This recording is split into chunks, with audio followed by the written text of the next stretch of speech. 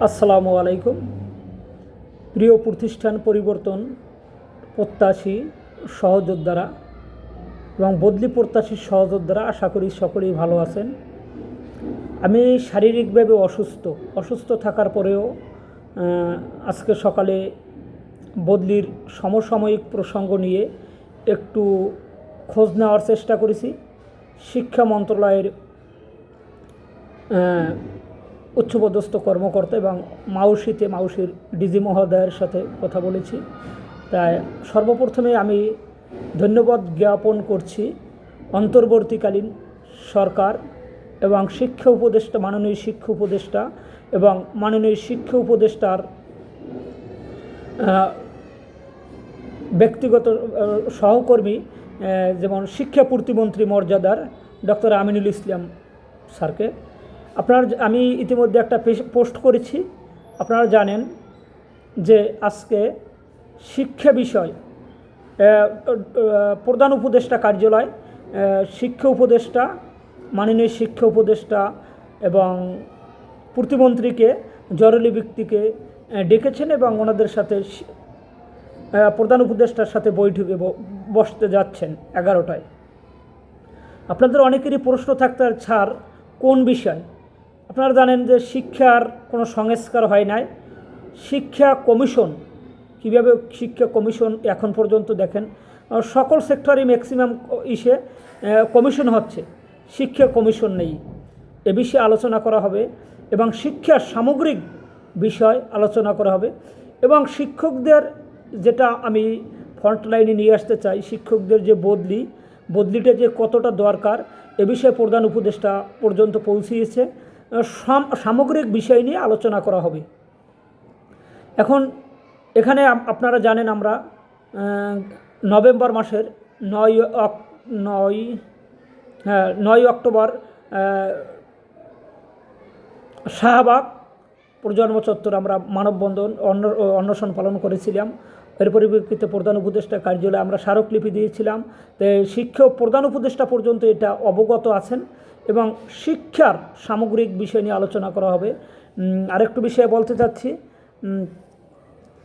যে শিক্ষায় সংস্কার করা হবে, শিক্ষা সংস্কার কমিশন গঠন করা হবে এবং বদলিটা প্রথমেই বদলি বিষয়ে আলোচনা করা হবে। বদলিটা কিন্তু একেবারে প্রাথমিক পর্যায়ে সকল সেক্টরে পর্যন্ত পৌঁছে গেছে। আপনারা জানেন আমার প্রাণপ্রিয় দুইজন সহযোদ্ধা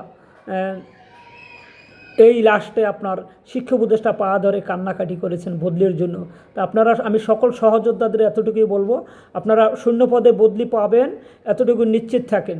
আপনারা এখন প্রশ্ন করবেন, আপনি সবসময় বলেন যে প্রজ্ঞাপন পাবেন কখন? দেখেন, আমি তো প্রজ্ঞাপন দেওয়ার কেহ না, আমি এমন মন্ত্রণালয় না, তবে প্রজ্ঞাপন পাবেন, শূন্য পদে বদলি পাবেন, এতটুকু নিশ্চিত থাকেন।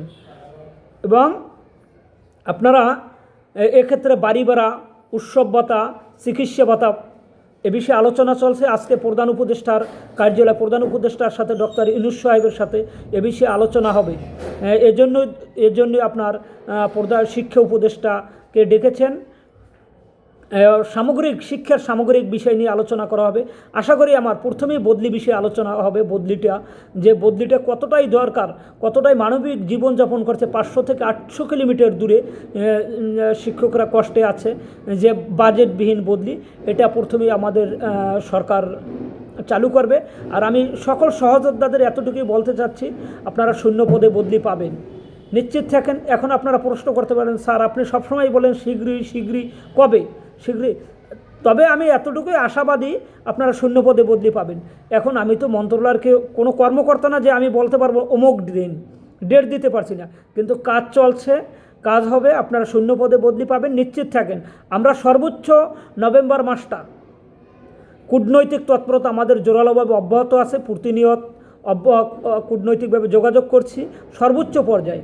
নভেম্বর মাসে যদি প্রজ্ঞাপন না দেয়, আমরা ডিসেম্বর মাসে প্রথম সপ্তাহ দেখার পরে আমরা লাগাতার কর্মসূচিতে যাব। আপনারা এনটিআরসি কর্তৃক সুপারিশপ্রাপ্ত যে সকল শিক্ষকরা দূর দূরান্তে আসেন, আমি একটা বার্তা দিতে চাচ্ছি, আপনারা যার যার স্থান থেকে শুধু এনটিআরসি কর্তৃক সুপারিশপ্রাপ্ত শিক্ষকদের একত্রিত করবেন। একত্রিত করার জন্য অনুরোধ করছি। বদলিটা আমি আশাবাদী, এখনও আশাবাদী যে এর মধ্যেই প্রজ্ঞাপন পাবো। যদি প্রজ্ঞাপন দিতে ওরা বিলম্বিত করে, কর্মকর্তাদের কথা যে প্রজ্ঞাপন হবে, কিন্তু আমি তো বলতে পারতেছি না। তারপরও আশাবাদী, আমি 100% আশাবাদী যে ওনাদের কথাবার্তায় বোঝা যাচ্ছে এর ভিতরে প্রজ্ঞাপন হয়ে যাবে। বাইসেন্স যদি না দেয় সেক্ষেত্রে আমরা ডিসেম্বর মাসে লাগাতার কর্মসূচি দেব। আপনারা প্রত্যেকে প্রস্তুতি গ্রহণ করেন। আর আমাদের যে ইএফটি কার্যক্রম চলছে, আপনারা জানেন ইএফটি দ্রুত গতিতে চলছে। আর বাড়ি ভাড়া, উৎসব ভাতা, শিক্ষার সামগ্রিক বিষয় নিয়ে আজকে প্রধান উপদেষ্টার সাথে বসবেন শিক্ষা উপদেষ্টা এবং শিক্ষা প্রতিমন্ত্রী, যে সমমর্যাদার শিক্ষা প্রতিমন্ত্রী সমমর্যাদা ডক্টর আমিনুল ইসলাম সাহেব 11টায় ওনাদের ডেকেছেন।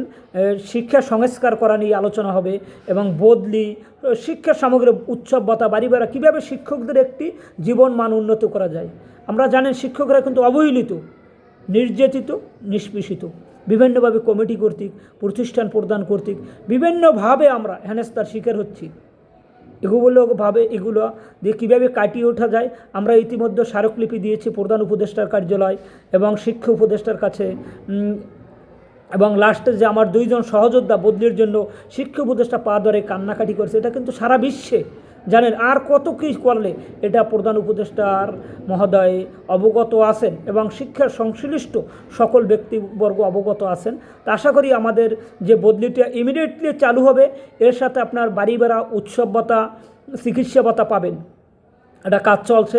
আপনারা আমাদের, আশা করি আমাদের অন্তর্বর্তীকালীন সরকার থাকাকালীন আমাদের জীবন মান একটু হলেও উন্নতি হবে। কারণ আমি আবারও ধন্যবাদ জানাচ্ছি অন্তর্বর্তীকালীন সরকারকে, ধন্যবাদ জানাচ্ছি তাদের উদ্যোগকে, সাধুবাদ জানাচ্ছি।